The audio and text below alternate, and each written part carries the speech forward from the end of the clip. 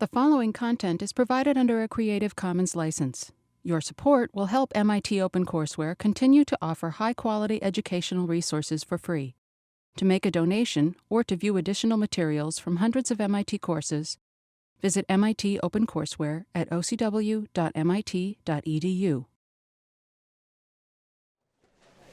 Hello, everybody. Good weekend. Everybody's staying dry, I hope.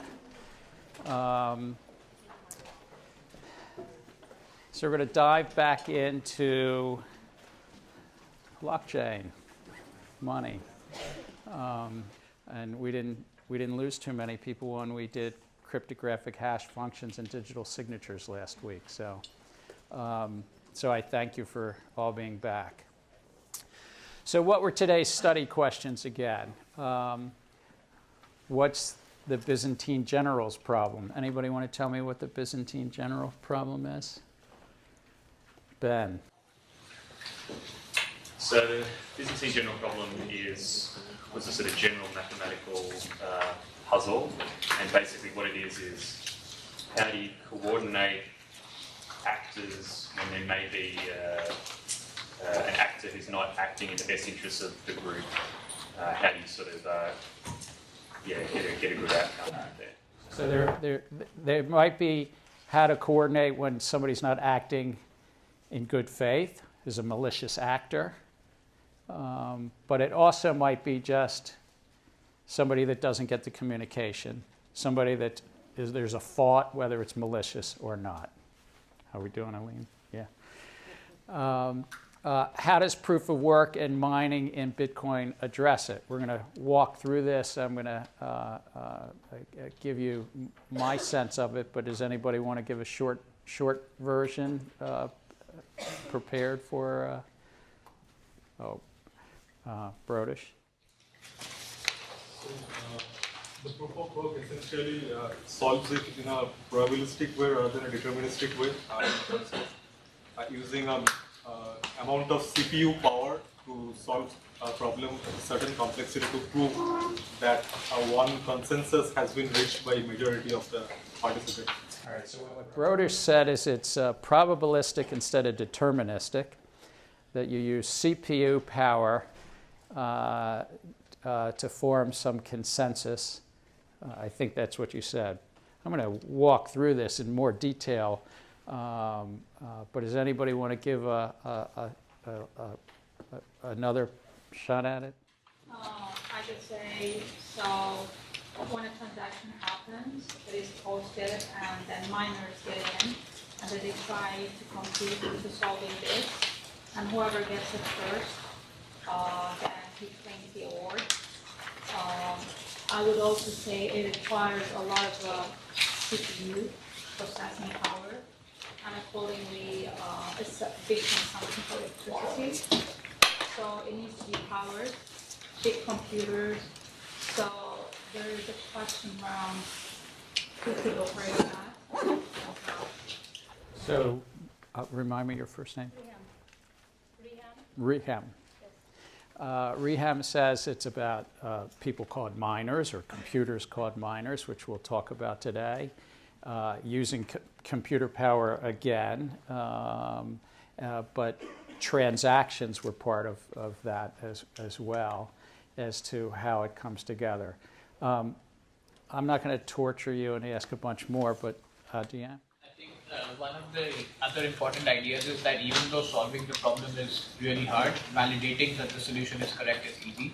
So what this ensures is that even though miners are taking a lot of computing power to solve, once the puzzle has been solved, it can be propagated to the nodes and validated on. So a key point that Jian raises is that once somebody solves the puzzle, it can be propagated across a network, and then others on the network can validate it. So what we'll talk about a little bit later is that it's a hard puzzle to solve, but an easy puzzle to verify.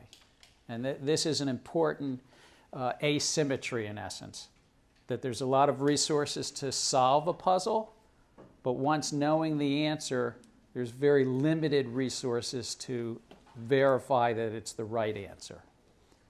If it was not asymmetric, it would not work as well. So it's a key part of the design of many cryptographic things, but particularly Adam Back's sort of novelty in the 1990s of proof of work. I don't know if that's just a relaxed bit for you, or you have your hands up, Derek. Oh, no. That's just a relaxed pose. I like it. We're going to talk about other consensus protocols as well. Proof of work is not the only consensus protocol, but how to address ourselves to Byzantine fault tolerance. And then some of the economic incentives, so we'll talk about the native currency. What's the native currency of the first blockchain application? Bitcoin. How many of you in this room have owned a Bitcoin at some point in time? So you've all owned the native currency that helps a blockchain. You got the opportunity to read a paper that a group of us here at MIT co-authored. I hope some of you actually were able to download it, and good. Apparently, even when you write something, it still goes behind a copyright wall, so I'm glad to know that it was actually available. And then back to the National Institute of Standards and Technology paper as well, this time the next chapters, and then a paper from about 25 years ago on the Byzantine generals problem itself. So what are we going to do today? We're going to go back through the design. We're going to talk about consensus through proof of work, Bitcoin mining. It's important, it's relevant, but it's kind of some fun facts about that as well. The native currency, of course, Bitcoin of the first, but there's now at least 1,600 different native currencies. What does it mean to have a network, and why do networks matter, particularly for blockchain? Some of the other consensus protocols, and then just wrap up. So just going back to the review, and this is what we talked about a bit on Thursday, but I think it's relevant to just kind of bring it back. I found when I was first learning this, it's hard to keep all the moving parts. Remember, that graphic you'll see all semester, but it's all the different blocks, and it's append only. What does append only mean? Andrew, why does that matter, this word append only that we talked about last Thursday? Yeah, so that it's immutable, it cannot be changed. Right. So it's immutable. Now, of course, because cryptography maybe can be broken, but we use the word immutable, that it cannot be changed, except for maybe as Aline I like that's in his book. You all have to see this. This is very clever. Little standard of how to do a flag. Maybe it's immutable except for 1 out of 10 to the 40th times it could be broken or something. Can I interject and actually say that it's not that good, actually? So technically, Bitcoin and all of these permissionless cryptocurrencies, one way to attack them is to mine, right? Get a lot of mining power and mine. But another way to attack them is to just take control over the actual network, like the internet. So if you're an internet service provider, or if you're China, you can actually fork Bitcoin with 0 mining power by just controlling the network. So there's actually an assumption behind how this thing works, which is that the network works because everybody sees the messages. I agree with you, but there's also some assumptions. Let's say that China or any state actor chose to fork one of these. If it's considerably less than a majority. No, 0 mining. You can fork with 0 mining. You don't need any mining power. If you control the network. If you control the worldwide network or just the network? The mining network, the actual internet. I understand. Are you talking about the worldwide internet, or you're talking about one country's internet? Let's say China, there's 50% of Chinese miners. I'm China. I forbid these Chinese miners to broadcast their blocks, right? They find a block, it goes here, they find another block, it goes here, it goes here, they have 10. The rest of the world will find a block, it goes here. I have a fork. It goes here, here, I have 2 forks. They don't see each other. So we're going to talk about forks a little later. Can we hold Aline's point until then? Sure. And then I'm going to share with you what Satoshi Nakamoto wrote about this very issue back in 2010. And he was writing the attack where you have mining power. He was assuming the network works. Again, just to clarify. Aline's raising a point as to whether somebody captures part of the internet, and if the internet itself, by capturing part of the internet, you fork the blockchain. And what I was just said I would hold for later, but instead I'll cover now, is this question was raised in an email exchange with whomever Satoshi Nakamoto was back in around 2010. And his answer to Lean's question, that I'm just helping share with you all, is that as long as that part of the internet that was walled off was less than a majority, and in fact, if it was China, because that was in the example even 8 years ago, it would be considerably less than 50%, that within a reasonable amount of time, maybe it would take a few hours, but within a reasonable amount of time, one chain would be where the majority of the mining power was, and that it could take a while, but the other one would probably stop. That people would stop investing electricity and CPU time within China because they would realize some way. Now, that was the theory at least. And just to add on to that, something to realize is like if you, I mean, you said we'll go into forks, but just for people who don't know, like if you own one fork, then anything after that you own all the forks. So it's like if you lose connection to the main Bitcoin network, like you'll still have that as long as you have your private keys. So if somebody in China realizes that they're on the wrong chain, it's not like you've lost your actual Bitcoin. They don't. That's correct. They won't lose it up to, and what if I can use the term, prior to the fork. Was a question, Brodish? So just to add to Ellen's point, essentially, so the way he said, so You're in the back of the room. yeah. So to add to Ellen's point, actually, so there's an assumption, underlying assumption for the Byzantine general problem in the context of blockchain is you have the assumption that the network can actually verify that the what is being broadcast over the network is actually a valid information. So that is kind of an underlying assumption. So if the network is contaminated, then the premise on which the problem is being solved, or the protocol that is being given here as a solution to the problem is actually not valid if the network is contaminated. So that way it is indeed a underlying. So I think because I didn't pick up every word, you're just saying that there's an underlying assumption that the network protocol, the communication protocol of the internet is not compromised or walled off, but also that it's working. It creates a database. We've talked about it through hash functions and digital signatures, and then consensus.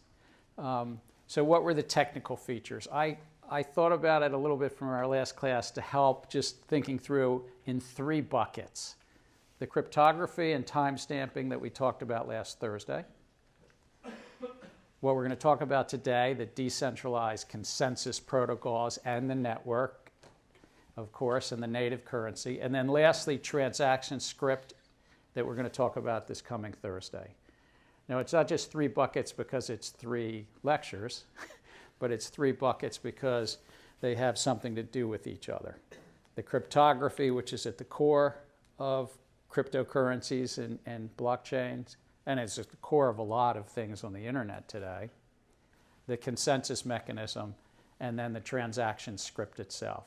Cryptography is, as we've talked about, communications in the presence of adversaries, also a form of ways to make commitments and secure computation. Hash functions, if you recall what we talked about. What's the key of a hash function here, Joaquin? The key of hash function? The elevator pitch. You just have to, make sure that your sibling knows you. What's that? If you have 2, the private and the public key, All right, that's a good, that's cryptography, but not a hash function. It's a fingerprint of a fixed length of any amount of data. I like that. One-way data compression, a crossword puzzle. Anybody here do the New York Times crossword puzzle on a mobile app? Good. So if you do a Wednesday's New York Times crossword puzzle, does it tell you whether you're correct on Wednesday, or does it not tell you you're correct? When is it? I don't do the New York Times crossword puzzles, but... Aaron? Aaron. I usually do ones in the past, but I think it will tell you maybe either that day or the next day, or maybe I'm in the night. Stephanie? So it tells you as soon as you finish the puzzle whether or not you have any errors, but it won't. But you can't actually check what the errors are unless you want to like invalidate your streak for that day. Right. So basically, you get a streak every time you. I don't actually know if the New York Times use hash functions, but they could. They could, because they could stick the whole entire crossword puzzle into a hash, and it's a commitment scheme. And remember, if you change even one thing in the input data, the hash will come out differently. So the New York Times could use a hash function so that Stephanie could find out, right? Because you can only push to see if it's correct when you finish the whole. And it either tells you you have it or not, right? So I'm bringing it to real life, that a hash function, just think of the New York Times crossword puzzle. And if you don't remember, ask Stephanie. We talked about append-only logs. And recall that in blockchain and Bitcoin, there's a bunch of information in the head of the block, and that which is in the head of the block is put together like the New York Times crossword puzzle. And we have a chain of blocks. Most of the data, though, is stored efficiently in something called a Merkle tree. Again, it uses a whole lot of hash functions. And so it's a way to be efficient, but it's also a way to secure the data. So now we're going to get back to your favorite thing, digital signatures. So what's a digital signature do? You can prove that you're signing something like a transaction with your private key, and the other person on the other side could prove that you are the one that signed it with your public key. Perfect. So it guards against tampering and impersonation. I didn't go through this last Thursday, but think of digital signatures two different ways. A digital signature that you use without a hash, and in Bitcoin and blockchain, often it's combined with a hash. So as Joe Quinn just went through, you can have a private key that you sign something with, the sender's public key, and a signature, and exactly that. But it's also able to do it where you have a hash as well. You take all the data, all the message, and you put it into it with a signature. And this is a little bit too complex, and it was last Thursday's lecture, but it's important to know that what blockchain is basically doing, most blockchains do, is they take a lot of information, a transaction, for instance, hash that information. And why do we hash it again? Kelly. To protect it from other users in the network, sort of like we talked about Alice and Bob, and how one has to be aware of each other's key and then back verify the incoming message. Right. And it also compresses some of the data, but it's a commitment scheme. It's like, this is it.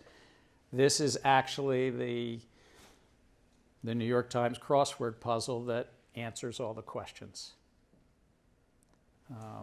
So usually it first hashes it, meaning it's a commitment, and then put a digital signature on it. And there was one last thing we talked about last week. What are Bitcoin addresses? Isabella, can you tell me what a Bitcoin address is? Is that what, like, I guess, tells you where the Bitcoin is being sent? So it tells you where Bitcoin is being sent. Ben, you want to help out a little? So it's the public hash of the. It's close. So it's basically that between Isabel and Ben, you've got it. It's basically how any of the native currency, Bitcoin, can be identified, but it is a public key with a couple extra hashes and a little bit other fancy footwork to make it compressed and smaller. But it is literally what you can send Bitcoins to. So it's determined by the public key, but it's not identical to. And I found a fancy little chart to define it. A private key leads to a public key through some form. In Bitcoin, it's called elliptic curve multiplication, but there are other forms of public and private keys. The public key, then it gets hashed, and then it goes through a code that makes it shorter, which is the Bitcoin address. Part of the reason it was hashed and part of the reason it goes through that extra code is to make it even more secure. It's not the only reason, it also compresses it a bit more. But those of you who have ever owned Bitcoin, you have a wallet, and the wallet keeps those Bitcoin addresses. All right, so now let's talk about decentralized networks, the topic of today. Any questions about the review for last Thursday? I know it was quick. Alon. I have a question about double hash part. Does that mean that it's now less infeasible to be like less immutable? Because if you take a 24-digit hash and you contract it to a smaller digit hash, there's fewer options.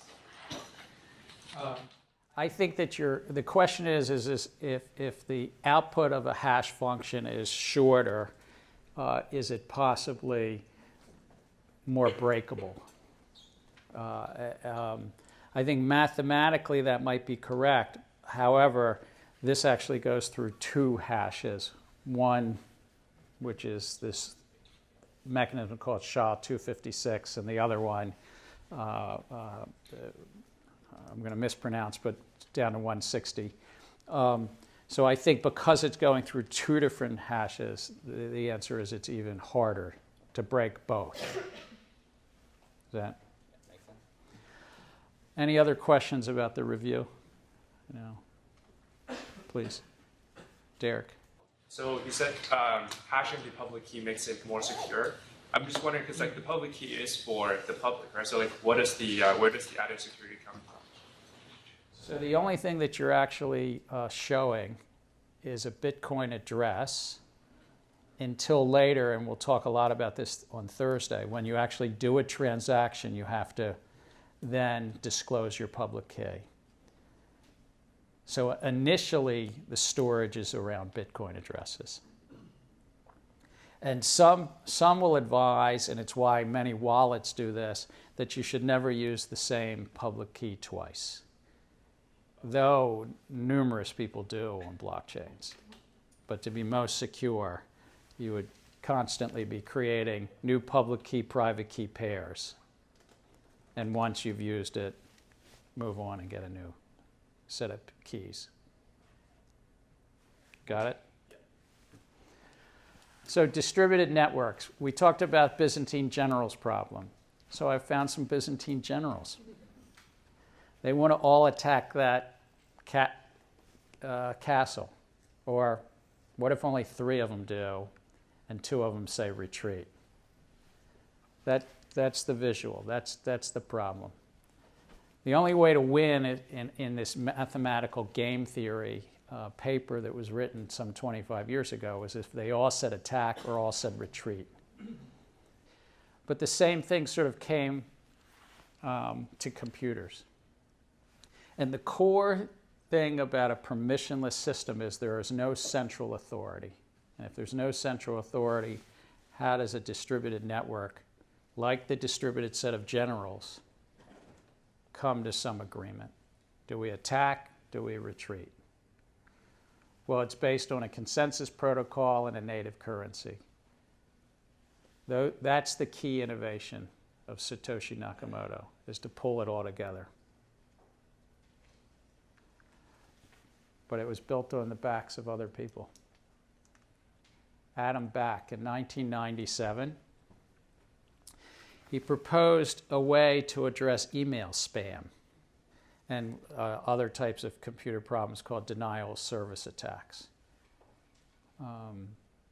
Now, it ultimately wasn't used. I mean, he proposed it. It was used for a short while, and then it wasn't subsequently used. But it's important to understand that the proof of work in the middle of Bitcoin was created 11 or 12 years before the Bitcoin paper. And the key was basically require a bunch of computational work using hash functions.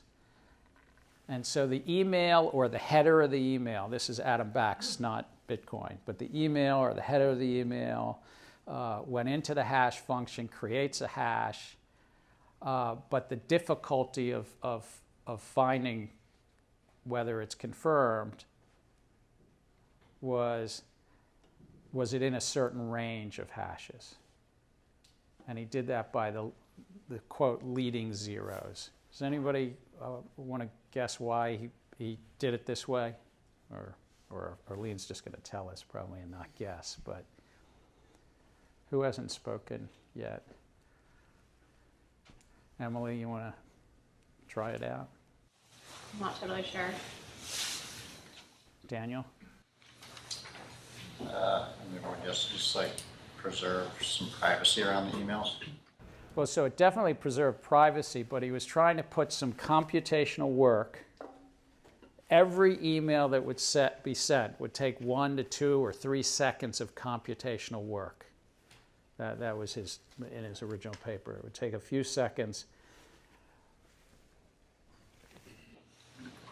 The fact that earlier we were talking about the fact that we need a way in which we have to make the puzzle difficult to solve but easy to validate. This is exactly how the whole thing is accomplished, by setting the hash into a fixed characteristic, like a number of leading zeros. What you get is to modify a small piece of the whole information and try until you get that specific hash. That makes it really computational intensive, but validating is just running one hashing function. So, Hugo? I mean, it comes back to what we talked about last time with the nonces, right? You need to try out a bunch of different random numbers in order to get the right number of leading zeros. And it could be, I don't know, I think it could be like leading anything, but he chose 0 because it's nice. Right. But like you need to try a bunch of different random numbers in order to get the right number. And in the email circumstance, his thought was it will take 2 or 3 seconds for anyone sending an email to do this proof of work, but it will take a nanosecond or less to confirm it. But if you were sending spam and you had a computer to send millions of spam times 2 or 3 seconds apiece, that would be too much for the spammer. That was it. So any person sending one email, it won't be too bad. Anyone sending millions of emails, it would be lousy. And so that's why this concept was in the midst of emails. And it could be efficiently proved. So back to blockchain, the innovation was basically, how do we do this with a chain? How do we do this with a chain set of works? And remember Stuart Haber, that whole thing about the blockchain and what's in the New York Times was that chain of information. But here, why don't we do a proof of work between the chain? And I found a little graphic. But the SHA-256, that's the formula which is used to hash the header, the previous hash, the transaction hash, a timestamp, and a nonce. Can you find a hash that has a certain number of leading zeros? This was the key innovation, in a sense, or maybe Satoshi Nakamoto was just taking Adam Back's email proof of work. Remember the reading for last week? Blocks. This is colored green because each of them have hashes that in this case have leading, if I'm right, is this it, leading 4 zeros? Leading 4 zeros. What if we change one thing? What's going to happen? Is it alpha? What happens if we change one thing? The hash should change completely. The hash will change completely. So what happened? What did we change? Here, I'll go back and forth. You changed the color. What's that? Zan? You changed the Coinbase transaction, so that $100, I guess in this example, went to you instead of Ander. Well, why shouldn't I be able to get $100 for free?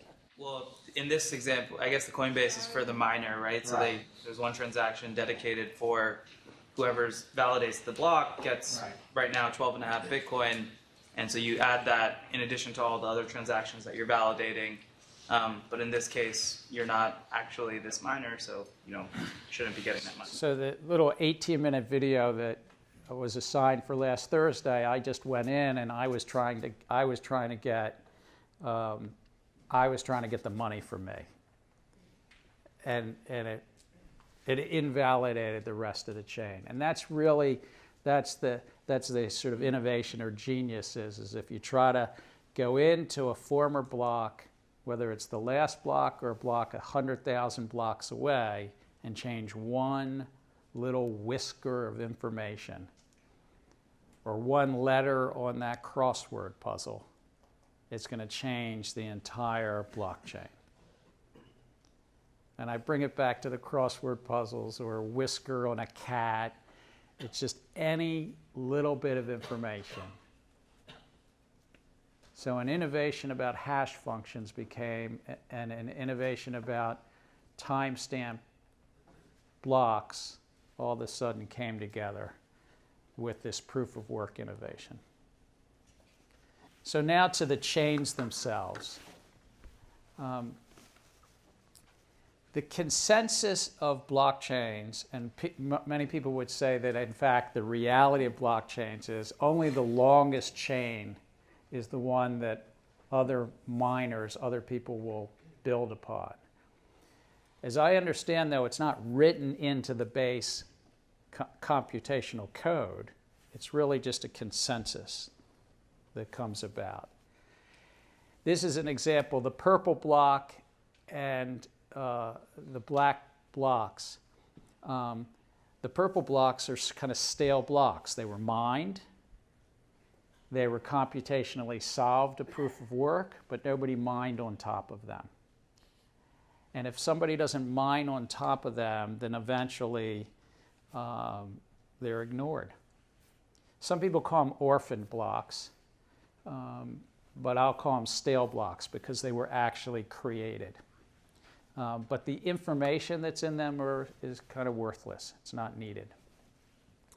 In the actual Bitcoin technology, this happens from time to time, but it hasn't happened in over a year. The technology, and you can look on various websites to find this out. Probably at the maximum, the longest stale chain gets out to 2 or 3 blocks, but it's very, very rare. So back to Aline's question, what if China carved off and had the presumption, it may not work, but the presumption is, let's say China is the purple blocks, because China's walled off its entire network. The presumption is there'll be some communication outside of the network. It might be on television, it might be by courier, that the Chinese miners would know that they're not in the majority. And they would stop expending electricity to even mine in that circumstance. Because whether it's a few hours or a few weeks or a few months, they know that their expenditures would be be worthless. Tom? In these stale blocks, these fork blocks, are the miners receiving bitcoins? So in the purple blocks, there will be, if I can go back to this, there will be a Coinbase transaction. But it will be worthless because it's a Coinbase transaction in a block that's not on the main block. Right. And it won't be usable later. But in Bitcoin itself, there's software that says you cannot use a Coinbase output for 100 blocks. It's written right into the base code. And it has been since the beginning. So could you not verify though that, so in the situation where network is walled off, people start mining on top of this segmented block, would they not realize that their bitcoins are invalid for 100 blocks? Save for some external knowledge. Yes. Let me just go back to the chain. You're saying if Tom's question is what if the purple side chain goes on for 100 blocks? What happens? And in fact, we have circumstances of that. Bitcoin has split between Bitcoin and Bitcoin Cash. It was called a hard fork last year. And for a moment, let's call the purple chain Bitcoin Cash. It's not only going on for 100 blocks, it's now going on for tens of thousands of blocks. It is now its own native currency. Within that community, that purple blockchain is so long now that people have found value in that, and it is its own native currency. And the reason I share that is to Tom's question of, well, what if China was walled off so long? It's plausible, unlikely, but plausible that there would become some value in, call it the Bitcoin China blockchain versus the Bitcoin global blockchain. There would be what is money but a social consensus. So, who does decide the award? I mean, is it based on supply and demand, the amount of forks out there? And then the other question that I had, who decides it? So is it supply and demand? Is it community? And what is the form of reward? The question is the reward. I'm going to hold a part of it for a little bit when we talk about native currency. But the reward is, in nearly every blockchain, is a new native currency of that blockchain. Bitcoin for Bitcoin, ETH or ETH for the Ethereum, XRP, or for each blockchain there's a native currency. The second question was who decides it? It's generally, but not always, hard programmed into the first release of that blockchain. Yeah, so back to the question on Bitcoin and Bitcoin Cash. If the Bitcoin Cash is the purple line, if we see on the chart here, does that mean, because it's shorter compared to the Bitcoin chain, does that mean under the assumption of the majority consensus, the value of which is essentially zero? So the question is if it's shorter, does it? So there's no validity in that chain, and therefore the value becomes. So there's two. Using this chart just as an example, there's two ways. The main point of this chart was to say the black chain, as represented in black, is the main chain, and that is where the social consensus will stay. That's where the consensus is. And generally speaking, the stale blocks don't mean anything, and the stale blocks go away. Occasionally, there is something called a hard fork, where the social consensus continues to maintain. And I was using this chart as a rough answer to Tom's earlier question about Bitcoin Cash. And if the purple chain kept going for thousands of blocks and there was a social consensus to keep both chains going, you'd start to see separate currencies, and as you've seen with Bitcoin Cash. Does that help? So I was using a graphic to answer a separate question. I'm going to take 2 more questions and then go to native currencies. I haven't heard from Daniel yet. So my question is similar to the mining. So if your transaction is on one of the purple blocks, does that transaction become void, so to speak? It's not so much void, it's just, it's meaningless. It's yes, in a sense. Effectively, it's void. So I guess would somebody, if you initiated that transaction, would you be aware of that and reinitiate it? Very good question. The transactions will still be in what's called the memory pool of anybody who's mining on the main chain. So transactions, which we'll talk a lot about on Thursday, this coming lecture, go in through the network. They're propagated through the network to the entire node network. In Bitcoin, there's about 10,000 nodes. And they will receive those coins and those proposed transactions. So anything on the purple chain will still be in the other chain's memory pool. One more, and then I'm going to... In the case of the hard in the case of the hard fork, so between Bitcoin and Bitcoin Cash, what are the differences, and what about the differences in value between those two?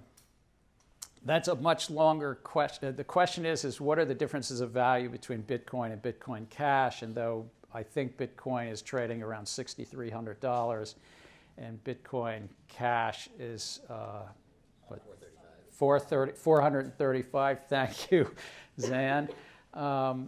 That gives you the monetary difference of about 15 to 1. But it would take more conversations about why that happened in background and so forth.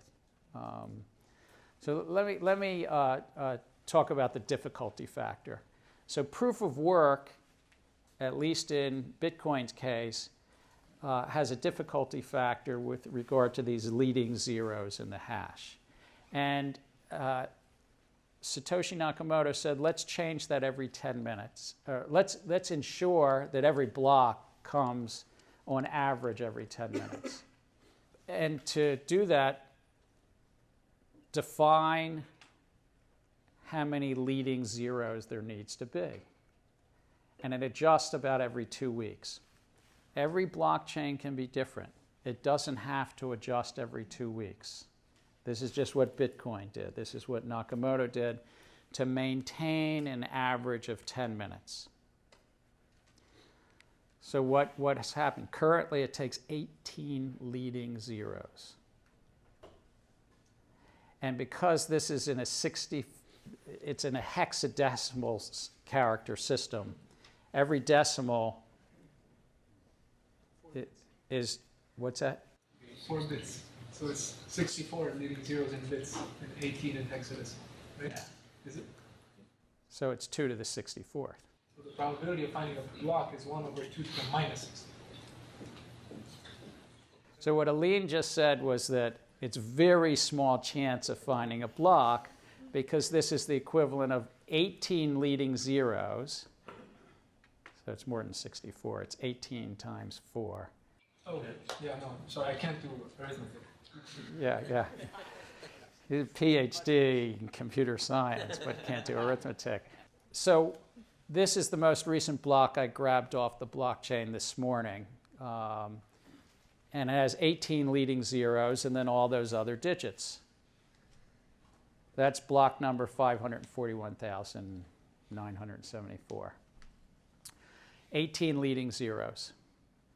The Genesis block, the very first block in January of 2009, had 10 leading zeros. But the requirement that Satoshi Nakamoto actually put into the computer code was you only needed 8 leading zeros. So the probabilities have gone way up. So let me take it off of fancy numbers like that and just say this is the actual Bitcoin mining difficulties on a logarithmic scale, because if it weren't logarithmic, you couldn't really read it. The difficulty was set at 1. This is all scaled to how difficult was it for the first year and a half of mining. In 2009 and early 2010, 1. And now it is at 1 trillion. It's actually more than 1 trillion because it's logarithmic. It's at about 7 trillion. It is currently 7 trillion times harder to find the answer to the puzzle than it was in 2009.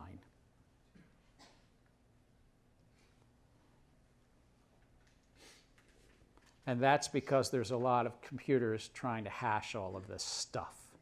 Now, So is that where the, Kelly. like, the collectives or the pools of mining nodes work to be able to achieve this at a more efficient rate? Correct. And the hash rate is now somewhere around 50, it's not terahashes. I'm trying to remember what's that? 50 hexahash per second, which is like 1,000 trillion hashes, because a terahash is a trillion hashes. Zan. I think it's worth noting, though, it didn't scale linearly as like number of computers got on the network. It's also the hardware has gotten incredibly more sophisticated. So it's not that you can just assume there's 15 trillion number of people that are mining Bitcoin. It's just the same people that are doing it better. I can't ask for a better setup than that. Bitcoin mining evolution. Did you see my slides? Spread your mind. Yeah, So what's the evolution? So it started with central processing units and CPUs, and I'm not sure my numbers are accurate because I might be using CPU power today and not CPU power in 2009. Apologies for those who know CPU power better than mine. You could do about 2 to 20 million hashes a second on a CPU, properly geared, apparently. They didn't last that long. By 2010, some folks figured out there was something faster, and it was called a graphics processing unit. We all use GPUs all day long because that's what gives us all our quick graphics. If you live stream something that on your laptop and graphics processing units, somebody figured out you can use that and you could hash faster. And then all of a sudden, hobbyists started to wire the GPUs together, and they could figure out a way to get between 20 million hashes to 300 million hashes a second. I'm told that even today you could maybe get up closer to 1,000 million hashes a second or 1 billion hashes a second if you did a GPU rig. But that's yesteryear on Bitcoin. Now there's something called an application-specific integrated circuit, an Asic. Just think about a circuit that the only thing the circuit does is create hashes. In fact, the circuit is wired.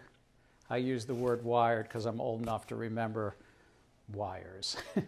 But the circuit board is manufactured in a way that all it does is the SHA-256 hash function to Bitcoin mine.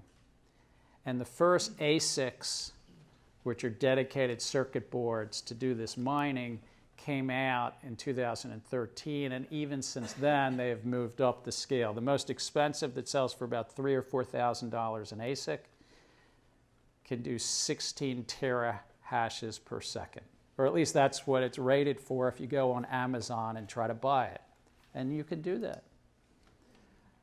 But you'd be competing with something that looks like this. A modern mining factory for Bitcoin has thousands of ASICs. They have water cooling systems to keep it cooled down. And they're probably buying their electricity for less than 3 cents per kilowatt. And they might even be paying off the local government officials and not even paying the electricity company and just bribing to get their electricity. Emily. This might be a dumb question, but is there like an economic opportunity cost of using all of this processing power just for mining Bitcoin? Like, is there a more efficient allocation of that processing capability in terms of like a more stable economic usage? There are certainly trade-offs here, and the aggregate electricity for all of Bitcoin mining, now that it's 7 trillion times harder than it was in 2009, has been compared to the electricity use of countries like Ireland, on the way to the electricity use of countries like Denmark. I think it's somewhere between Ireland and Denmark. See you, Larry. Go on. I'll add to that, the cost is, let's assume it's in dollars or whatever fiat currency, and the reward is in Bitcoin, and the volatility of Bitcoin makes it hard to answer that question because you don't know if there's an economic value for you, because you don't know what will happen to Bitcoin. So I said in our first class, I'm neither a blockchain maximalist or a blockchain minimalist, and you all will have a chance through this course to form your own views. But one of the debates is, all right, Emily's debate, is this a good use of economic, good use of resources? But I would note that all strong currencies, strong monies, for centuries have had something to limit the supply. And so now we're doing it electronically and through this mining. It doesn't mean it's the best use. I'm just saying it's another way. So extracting gold out of the ground is very hard. And in the 19th century, to have big vault doors and security guards with rifles was a way to ensure it. And one could even say that having central banks takes costs. So I think of it as a trade-off of how you ensure a currency is a harder currency to create. But it doesn't mean that proof of work is the best way, which is, of course, then the setup to the question of, are there other ways to do consensus? So one other thing is all of this hashing, how's it distributed? And this I pulled off the internet this morning. You can see these statistics every day.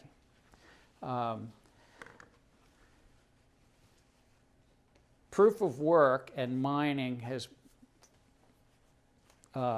formed mining pools. And these mining pools come together for simple economic reason that it's so unlikely to solve the riddle, solve the puzzle of mining, that if you can only solve it once a year, or maybe even once every 10 years, you weren't going to invest in mining.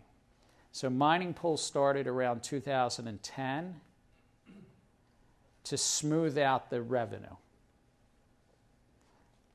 So if Amanda doesn't want to get it once every 10 years, she might say, well, why doesn't all the 80 people in this room, you might, Amanda, I don't know, say, why don't we all form a pool and we're all going to use our laptops? And now this is still 2009 or 2010 when you could mine Bitcoin on your laptop. But we could say, why don't we all do that together? And then all of us could say, well, Amanda, that's a bright idea, but could you create the Merkle root for us? Could you do some other things so that our computer doesn't have to do all that other fancy stuff?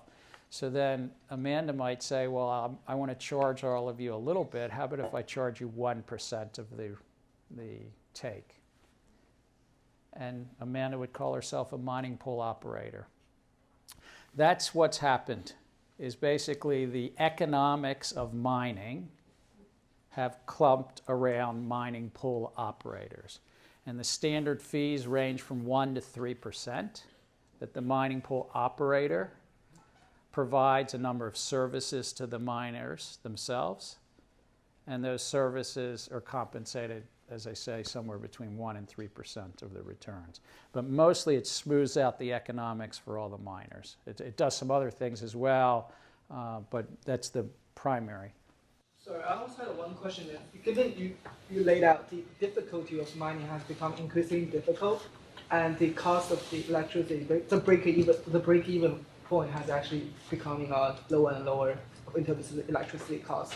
So with that in mind, over the next couple of years, if that's the case, people will start to lose incentive and keep doing the mining. And once that happens, what's going to happen to all the? Well, it could go either way. As we said, just Bitcoin. This is Bitcoin adjusts the difficulty of mining every 2 weeks. So if there's fewer people mining, the difficulty will go down. And if you remember, I said you had to have 18 leading zeros. It might go back to 17 leading zeros or 16 leading zeros. And every 2 weeks, it adjusts based upon the prior 2016 blocks. Did it average 10 minutes? If it averaged, for instance, 14 minutes, then it will lower the difficulty. If it averages 6 minutes, it will increase the difficulty. Kelly? Is this where the proof of stake comes in? Like, does BTC always get their 19% because they have the largest stake in the system? So Kelly's asking whether this is where proof of stake comes in. What is proof of stake? Anybody who read the CoinDesk article? See, when you hide your first name, I can just call you U.S. Air Force. It's true. Bo's name card says U.S. Air Force. That's true. So proof of stake is the coins, all the coins are already dispersed onto the network, and the verification, allocation is allocated probabilistically based on. So proof of stake is an alternative consensus mechanism. And Bo described it well. But Kelly, it's not related to this chart here. This is all proof of work. BTC has 19% of the hash rate. That means that they literally have about, if the total hash power on Bitcoin is 60 hexa, do I have this word? It starts with an E, Hexa hash.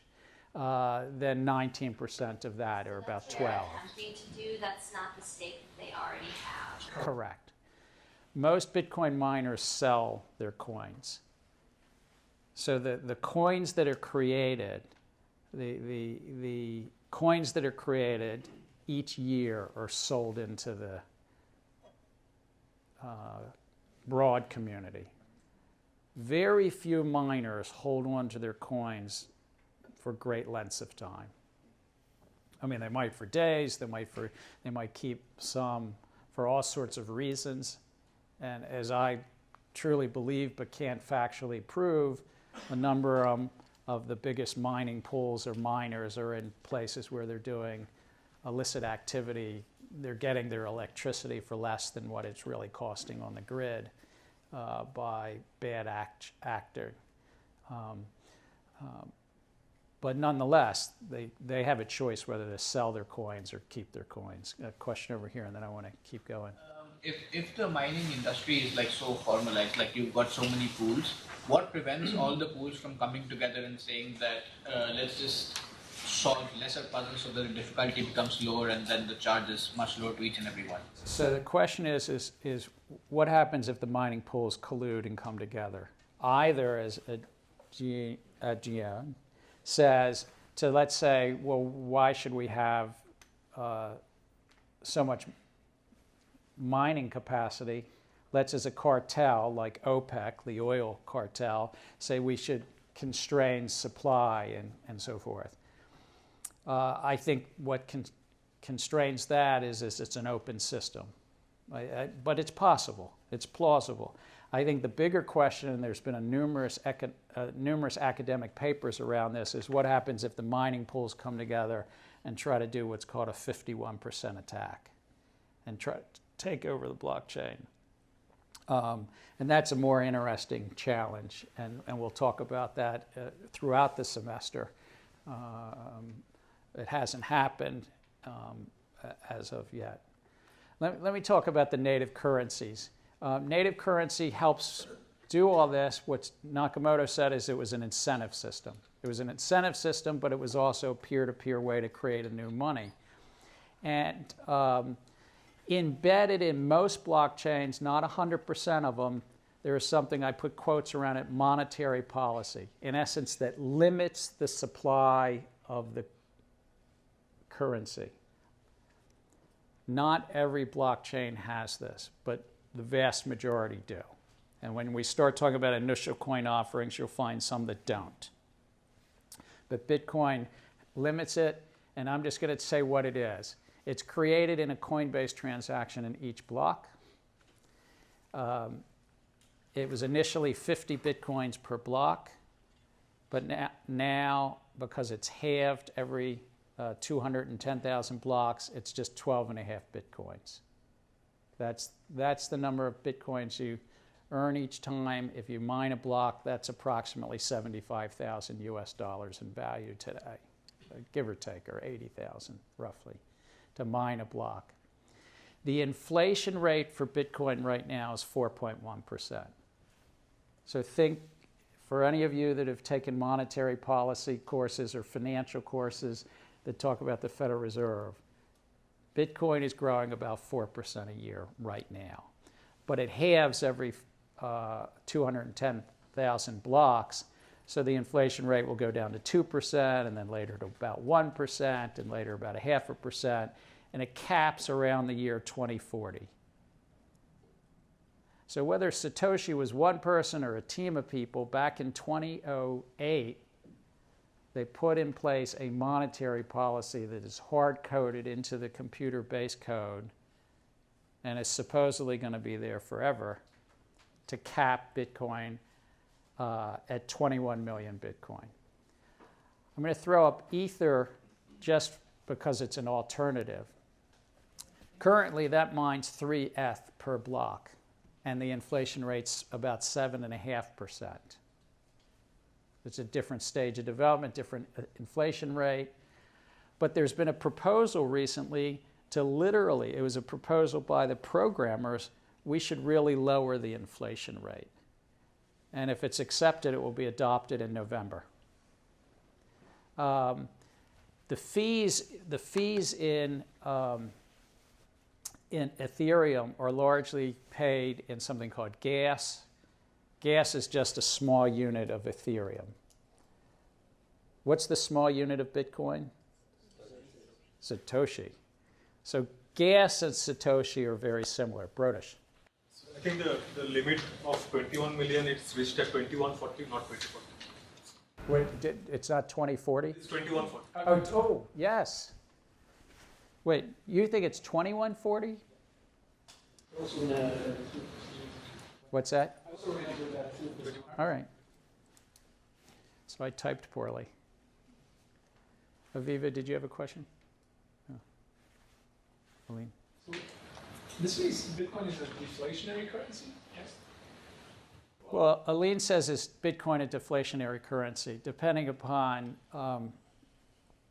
your use of that word, but others have written that Bitcoin is a deflationary currency because it's not growing. If the economy is growing at X percent and X percent is bigger than how Bitcoin is growing, that would sort of define it as deflationary. I would just note that those who are fond, and there's a lot of academic literature, and this goes back decades, if not centuries, for hard currencies where monetary policy is absolutely formula-driven, whether it's the Taylor rule or other rules, rule-based monetary policy, would have a fondness for what you could maybe put in computer code. Those who think that humans should be involved, and many people think there's a need for some human involvement, would say this is too hard-coded and you'd want something where you can modify and change it, and that it would be dangerous in times of war, in times of stress, in times of economic peril, or like the 2008 crisis, that this would make a crisis worse. And so the academic literature and the real-life reality of the last couple hundred years of hard currencies, hard monetary policies versus human involvement and some judgment is kind of an interesting debate that goes right in the middle of all of this. Would you consider this as real currency, or is it an asset? It's a class of asset that has some aspects of currency. So the question is this a real currency, or is it just an asset that has aspects of a currency? Ben, what do you think? So there were the three roles of, or three ways that you could define a currency. It was the unit of account, store of value, medium of exchange. Right. So I guess this has all of those attributes. You could call it a currency. You're saying if it has all of those. It does have those attributes. Oh, it does. All right, it does. So Ben thinks yes. How many people were with Ben as of September 18th, 2018, not 2118? So Isabella's there. Zan. Zokum. How many people Tom? How many people think not? All right. I think that you all get to decide yourself. Mark Carney, who's the governor of the Bank of England, gave a speech earlier in the year, which is assigned at a later class, and he says, I don't think we should call them cryptocurrencies. They should be called crypto assets. They're not yet evidencing all three of these. So that's Mark Carney, who I have great respect for. But there are others that say, no, it's evidencing enough.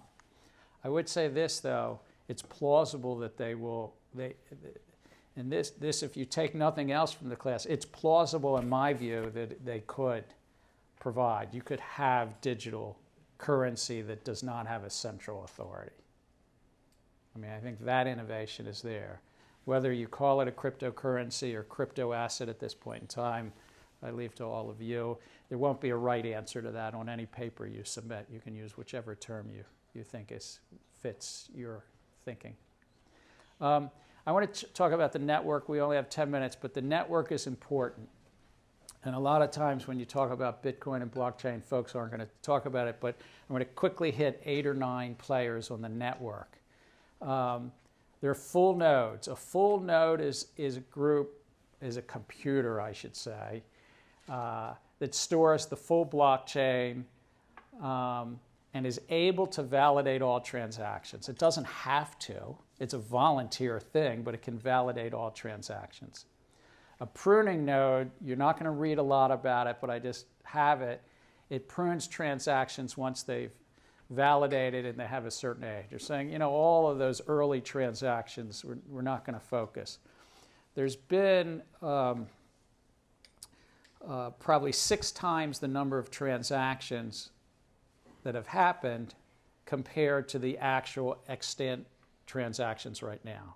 So all the transactions that have ever happened, 5, 6 of them have already been used. They're not around anymore. Why do we have to lug it around in our data set? So you could have a pruning node. Lightweight nodes, which if any of you have a Bitcoin wallet or any other wallet, you probably have a lightweight, some form of lightweight node, or what's called an SPV node. It stores just those blockchain headers rather than all this detail underneath. A lot less storage. But a lightweight node has to rely on the full nodes for verification because the lightweight node's not going to be doing that on its own. Miners, we talked about miners.